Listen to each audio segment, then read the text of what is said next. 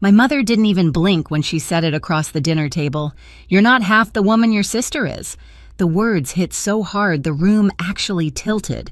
I pushed my chair back, feeling every year I'd kept quiet tighten in my chest, and said, "Then she can start paying your rent."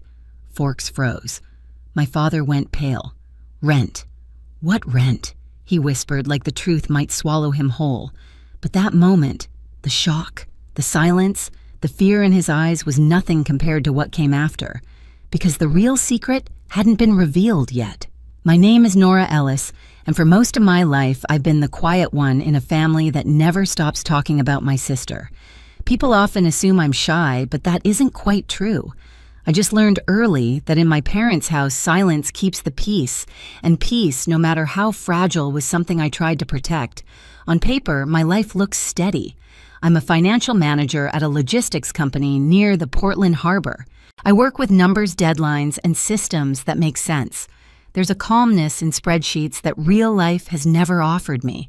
My days follow predictable rhythms, the echo of forklifts at the docks, the hum of the office, the soft click of my keyboard.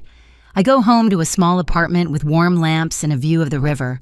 Some nights I cook pasta, tie my hair up, and take comfort in small, orderly things. But the steadiness ends every Friday. That's when I drive to my parents' two-story house in the suburbs, a place wrapped in manicured hedges and the illusion of a perfect family. Inside, perfection cracks fast. The moment I step through the door, I feel 16 again, the second daughter, the supporting role in Vivian's highlight reel. My sister has always been the star. Tall, confident, the kind of person who fills a room and expects it to stay filled. She debated her way to trophies in high school, earned a law scholarship, and walked into a career everyone applauded before she even proved herself. And quiet steady, Nora watched her take the spotlight like it was her birthright. My parents adore her. They always have. At every family gathering, every holiday, every dinner, they lift her accomplishments like offerings. New cases she won, promotions she got, the house she bought, her plans, her vacations, her potential. And then there's me. Nora, who pays her own tuition at 17, Nora who works 2 jobs in college, Nora who never asks for help. I learned not to. It wasn't that my parents disliked me, they just preferred the louder story. Still, I kept showing up every Friday because they insisted. My dad always said, "This family has a seat for you, don't leave it empty," half joking, half serious. My mom called if I was even 5 minutes late. Family first, she'd remind me, though it often felt like Vivian first was closer to the truth. The dinners were predictable. My mother plated the same roast chicken. My father asked the same questions. Vivian shared the same wins. And I pushed food around my plate, pretending the quiet I carried didn't weigh something fierce.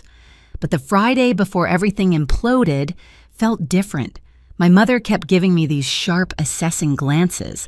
Vivian was in an unusually triumphant mood, like she knew something I didn't. Even my father's smile looked stretched too thin.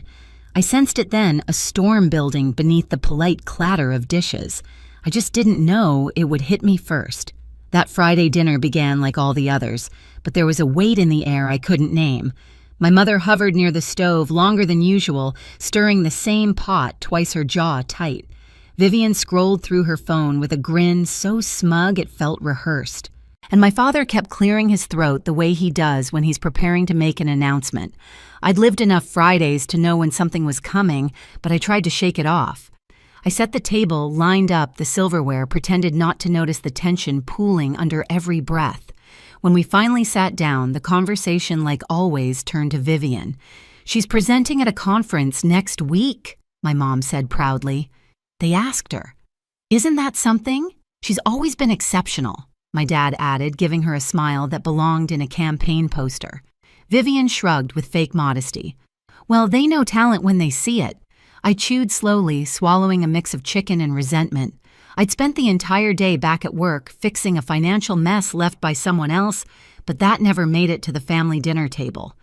My achievements lived quietly in the corners of my parents' house, tucked between bills and forgotten grocery lists. I tried to change the subject. "I led a big project at work this week." My director said, but my mother waved her hand. "You're doing fine, Nora. But Vivian's work impacts hundreds of people. It's different. That sting, small, sharp, intentional, landed exactly where she wanted it to. I looked down at my plate, reminding myself to keep breathing. It was just another Friday, I told myself. Another night of swallowing what I wished I could say. But then my father leaned back, exhaling with a dramatic sigh. Speaking of homes, he began, Vivian helped us sort through some mortgage paperwork last month.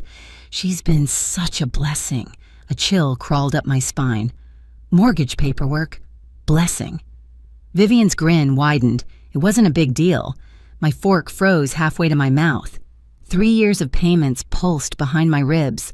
Payments I'd made quietly, without applause, without acknowledgement, because they told me they didn't want anyone worrying.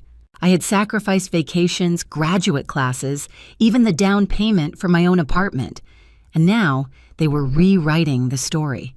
A warmth started building in my chest, slow at first, then rising like a tide I could no longer hold back. My mother must have sensed it because she gave me that look, the patronizing tilt of her head that always meant I should stay quiet. Then she said the sentence that split something open inside me. "You're not half the woman your sister is." The room didn't just go silent, it snapped. I felt myself sit up straighter. I felt the scrape of the chair legs on the hardwood floor. I felt every unspoken word I had ever swallowed gather at the back of my throat, like a storm clawing to break free. And for the first time in my life, at that table, I didn't push the feeling down. I let it rise. The words left my mother's mouth with such casual certainty that for a moment, I wondered if she even heard herself. "You're not half the woman your sister is." She said it like stating the weather, like it was a fact I should have accepted long ago. Something steadied inside me. I pushed my chair back slowly, the sound of wood scraping across the floor, cutting the air clean in half. Vivian's smile faltered.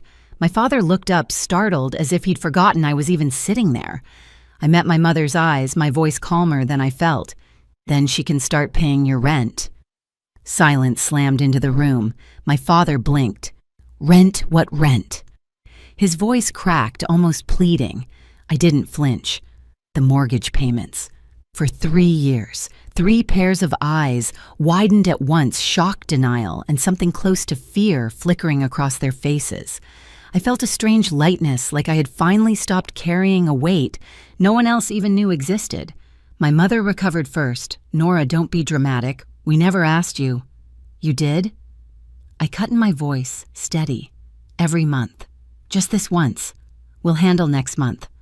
Don't let the bank send a notice. I have the payments, I have the bills, I have everything." My father's face drained of color. "You shouldn't bring that up now, it's not appropriate."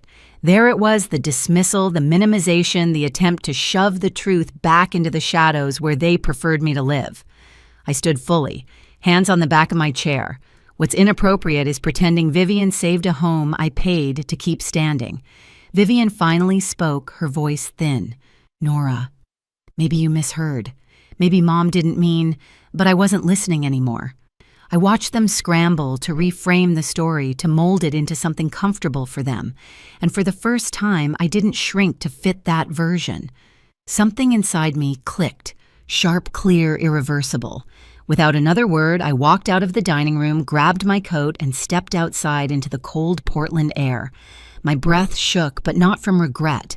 It was the shock of hearing myself stand up after years of sitting down. That night back in my apartment, I opened my laptop, scrolled to the automatic monthly payment, and clicked cancel. A small box appeared. Are you sure this time I was? Canceling the payments should have felt like closure, but instead it cracked something open. For the first time in 3 years, my bank account didn't drain on the 15th. The silence from my parents was loud enough to rattle the walls. I started running along the river in the mornings. At first, it was just to quiet the shaking in my hands, but soon, the rhythm of my feet on the pavement became something like freedom.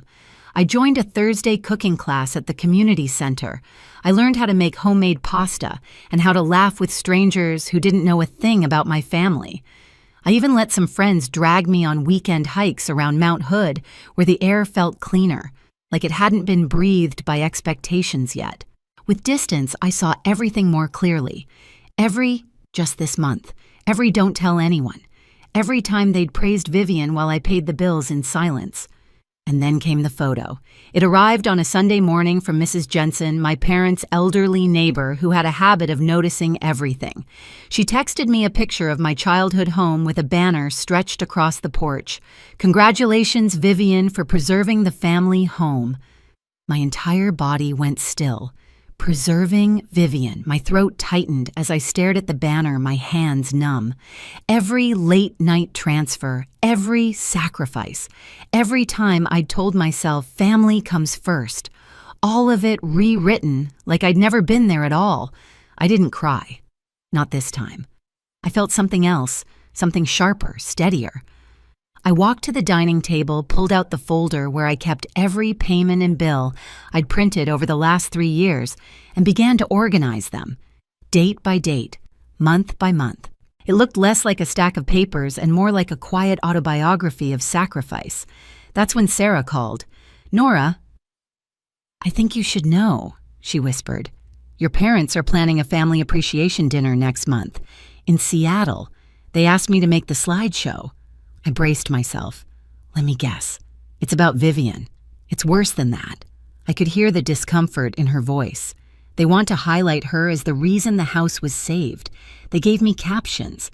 They're calling her the anchor of the family. Anchor, savior, hero. All words I had earned but never received. "Send me the file," I said. She hesitated. "Are you sure?" "I'm very sure." When the slideshow arrived, I opened it and felt a hollow laugh escape me. Photos of Vivian standing proudly in front of the house, my parents hugging her on the porch, captions like, "Thank you, Vivian, for keeping our family home safe." I created a copy of the file and added what they had erased.